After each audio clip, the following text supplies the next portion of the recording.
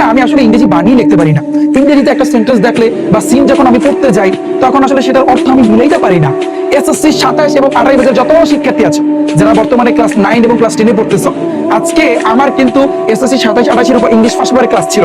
আজকে ওদেরকে আমি যা করাইছি, এই যে দেখতে পারতেছো মেহেরজান লিভস ইন ইসলাম, মেহেরজান একটা বস্তিতে বসবাস করে, এটা হচ্ছে ইউনিট নাম্বার 2 লেসন নাম্বার 1 এর কিন্তু সিন। এই একটা সিন আমি ওদেরকে পড়াইছি, আমি একটু দেখাই, তোমাদেরকে দেখাই। তারপরে আজকে ওদেরকে পড়াইছি হিউম্যান ক্যান নেইদার চেঞ্জ, খুবই গুরুত্বপূর্ণ একটা সিন, এটা আমি কিন্তু ওদেরকে পড়াইছি। তারপরে আজকে আমি আরো একটা সিন ওদেরকে পড়াইছি, সেটা হচ্ছে কি এই যে দেখো, let's save our planets, everyone must play a part in protecting the environment. তিনটা সিন ওদেরকে আজকে আমি পড়াইছি এবং ওদের আমি একটা কথা বলছি যে ভাইয়া তুমি যখন সিন পড়তে যাবা তুমি আগে শব্দের অর্থ মুখস্থ করবা না, এটা ভাইয়া নিয়ম না। কোন টিচার যদি বলে তোমাকে যে এই সিনটা পড়, এই সিনটা পড়ার আগে এখানে 50টা শব্দের অর্থ আছে, তুই 50টা শব্দের অর্থ পড়, এটা ভাইয়া নিয়ম না।